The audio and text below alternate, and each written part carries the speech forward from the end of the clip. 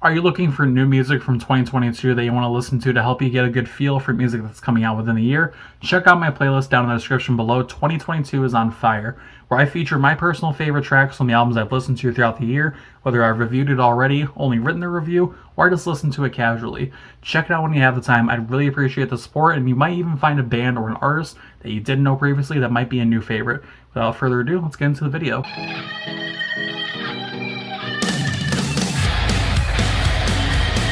I feel like if I don't do this, I'm committing a crime, so let me just get out of the way.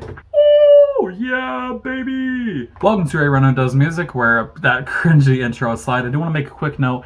You're probably getting sick of me saying this at the beginning of every video, but I do want to make note of it. I don't always sit here and I don't always stare at the computer screen where my script is 99% of the time for the video. I'm doing this because I got a 12 album backlog and I need to get it done because my actual backlog of albums that I still need to listen to is over 100 albums long and I need to get on that shit soon. So pumping out the videos super quick. Getting into the actual review, today we're looking at the debut album from the duo of Charlie White and Troy McCubre. I'm just going to call it McCubre. I probably fucked that up and I apologize. They're called The Gentlemen, and this album is called The Evolution of Tears.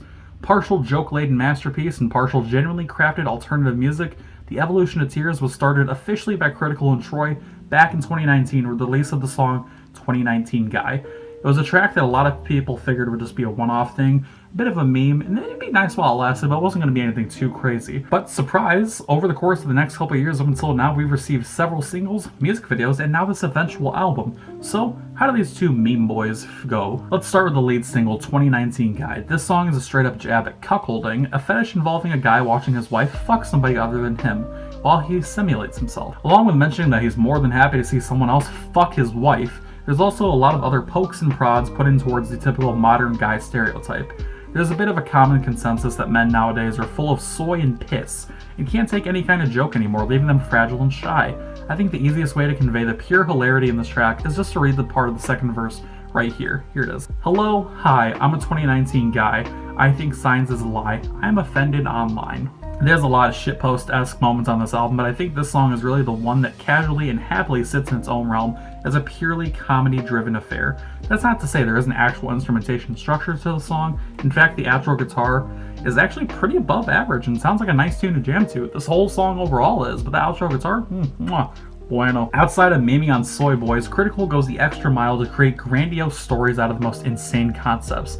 Definitely borrowing from his storytelling ability that he's honed on YouTube over the years, songs like Skynut are 100% moist and dripping with a funny edge, but the lyrics used rival a lot of alternative rock or metal bands nowadays in terms of complexity. A well-paced rhyming scheme coupled with references to Terminator and overall serious tone despite the actual wordage being used here, it's pretty interesting how invested I got into some of these songs, despite the backgrounds of them being concepts based on funny topics or things that shouldn't be taken seriously at all. Underneath all of the penis irritation references, there's a nice sort of synth track framing the verses here and a chorus that crushes your head, accompanied by some growled singing. Troy, also known as Soul State, really knows how to put together some great instrumentals. The flow in songs like this one is undeniably strong, and the production feels very much on par with standard alt acts. Following the tones of Taking a Joke, dialing it up to 100, and stapling captivating guitar work and drums, Real to Me kicks off with more of a slow and calculated speed throughout the song, and has some of my favorite vocals from Charlie on the entire album.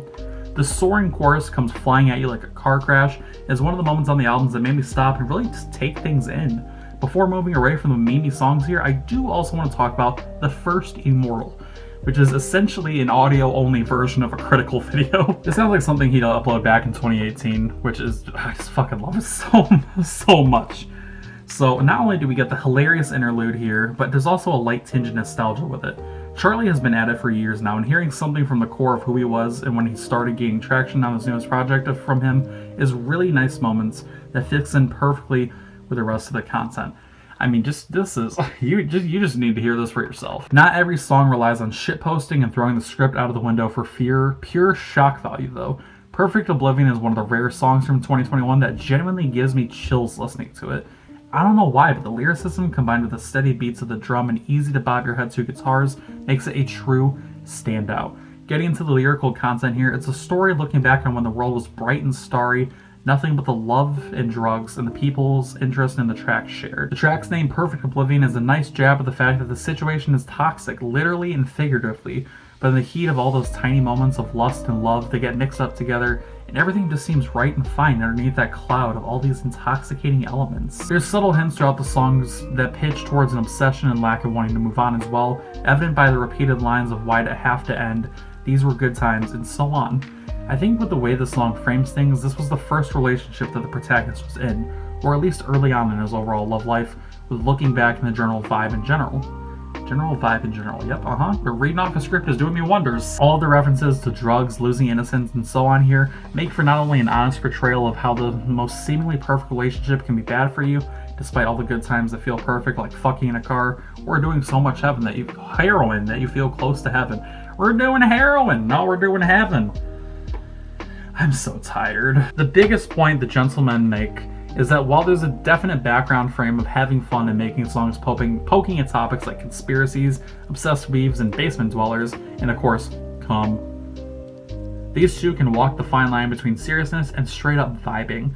I don't even talk about the damn near mosh pit ready 2004 breakup or the hilarious obsession, which both fall comfortably into either side of the fence and are catchy as all hell. The only thing you could subtract points from this album for is the fact that you get so much excellence from both aspects of the band and its concept that it makes me wonder how this album would have developed if they fully sent in for the bro job or electric callboy elements of just fuck around and find out. Or alternatively, the alternative angsty effort. The majority of this album explores comedic events, and I think that's what my initial expectation was with the album, but I was more than pleasantly surprised to see a lot of different things going on. So it's for that reason, and the reasons listed above, that The Evolution of Tears by the Gentlemen gets a 7.8 out of 10. Let me know what you guys think of the album down in the comment section below, and what you think of the video. Did I, be real with me, how cringy was the, oh yeah baby at the beginning. The meme is about 5 months old at this point, I'm pretty sure. Yeah, it was probably pretty bad, just be honest with me. I hope you're having a good day. Hope you're staying hydrated. I hope to see you next time. Have a good one. Oh fuck.